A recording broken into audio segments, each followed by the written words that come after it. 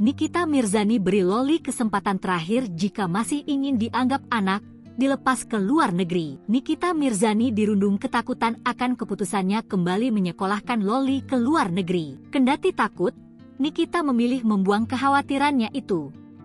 Dia juga sudah memberikan nasihat pada putri sulungnya tersebut. Kan udah dikasih wejangan. Ini yang terakhir ya, nak. Ami kasih kamu kepercayaan untuk menuntut ilmu yang setinggi-tingginya. Yang kamu mau, ujar Nikita. Dia juga sudah memperingatkan Loli agar tak ingkar dengan janjinya itu.